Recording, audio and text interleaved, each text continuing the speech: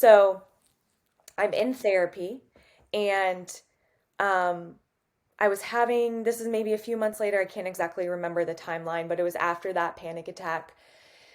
And I was having a particularly rough day.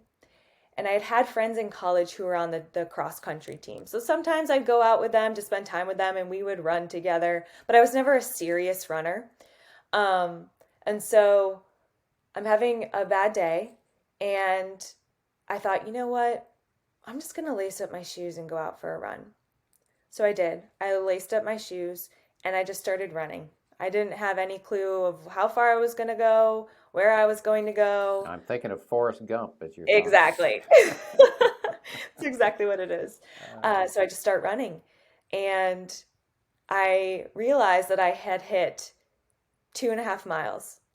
So I could either go forward and go 2.5 more miles because I realized the loop that I was about to make was going to be an exact 5 miles. Or I could turn around and go backwards and go 2.5 miles and hit 5 miles. So I said to myself, at this point in your life, there is no looking back. You can only go forward. So I just kept going. And I just ran and ran and ran. And it was the longest I had ever run. I had never run that far in my life. Mm-hmm. Um, but I just kept telling myself, you can't look back. You just have to keep moving forward. And it was this euphoric moment of, for the first time in my life, my racing body matched my racing thoughts, and things started to Mm. level out. And I was able to parse through the anxiety. So that started me on a running journey that has lasted me forever now. Yeah. Hopefully will last me forever. Um, and I made that part of my recovery process.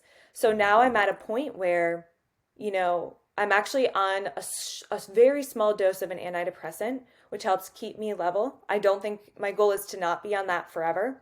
Mm-hmm. But with, the different ebbs and flows of life, I haven't found a part of life to properly come off of the medicine. So I'm staying on it for now. But I rarely feel anxiety. I rarely feel depression because of all the work that I've done, but also because of the everyday tactics that I've learned. So I call it my mental health toolkit.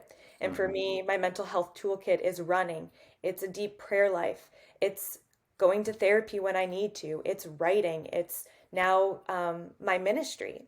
And so I graduated from college. I was a couple years out, and I had had this idea whenever anyone would ask me, what do you want to do? Where do you want to be? I'm like, I really want to be talking about my story someday. I really want to write about it. But I don't know how to do that. Mm-hmm. Um, Except I kept talking about it. And so finally someone was like, just do it already. I was like, okay, Yeah. I'm going to do it. So about 5 or 6 years ago, I wrote two blog posts, um, part one and part two, of why I cried during my first half marathon. And it was Mm. basically my story of everything that I had gone through that had gotten me to the point where I could run successfully 13.1 miles. And it was extremely transformational. And so from there, I have just continued to share my story, how Mm-hmm. I've overcome things since that point. There are a lot of other pieces of I had actually a reconversion during all of that, a falling away ish, Mm-hmm. and then a reconversion, which we could get into if you wanted to. But all of that had kind of happened at the time of writing this blog. So, my followers have been with me from that first moment all the way up to till now, and you can go back and read all those blog posts and see just the transformation in my life throughout that time.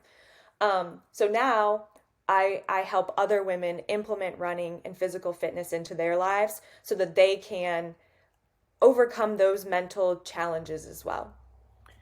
Well, you touched on many, many things that Yeah, that was we, we, long-winded. I we could we apologize. could explore, but we had kind of exchanged messages ahead of this, and within the reflect the life you want, the reflect acrostic, the one that seemed to resonate with you the most was to recognize the power to change. And you talked about, as you were describing your story, this feeling of hopelessness, and one of the underlying themes of that chapter of the book is to have hope. And Yeah. I'm imagining your faith guides you in part of that.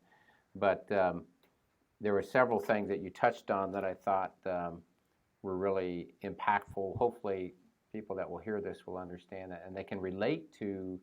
Maybe they didn't have the same level of challenge that you've gone through, but on some level, we all struggle with self-doubt Everybody. or Hmm. challenges each Hmm. day, and that we have to grab onto that hope to guide us forward. Yeah. You so you have developed this whole ministry and coaching of other people around running, both from help from the standpoint of their mental health, but Hmm. also their physical health Hmm. and their mental well-being. You a key concept Maria Spears and I talk about is this idea, to take captive our thoughts, which is Hmm. 2 Corinthians 10:5, Hmm. and Yep. the mind management piece of that is so important. I know you're actually going through the women's school coursework right now, which Yeah. Maria is a strategist with the women's school, and I'm a strategist with a man's school. Yeah. So I wonder if there's some lessons within that you've learned that you're now even applying at a greater level to what you're doing in your Yeah. coaching business. It's funny. I was very hesitant for a long time I kept getting, people kept reaching out and saying, you'd be great to be a strategist. You'd be great to go through the program. Yeah. And Leah Darrow, she is one of my mentors and a good friend of mine. And, I saw her continue to do it and continue to tell me about it. And I was very hesitant, one, from a time perspective. You always think you never have enough time to take Yeah. something on. And then two, I'd gone through so much therapy. I was like, I know everything, which is so funny because God laughs when we say things like Yeah. that. Yeah. And Yeah. then, I prayed about it a lot and I felt called to it. I was like, I was going through a little bit of a rough patch and I thought this might be really good for me. So I signed up and it has been absolutely transformational in my life, Mm. even though I have gone through years and years and years of therapy and learned so many different mental tricks and all that stuff in order to overcome negative thought processes.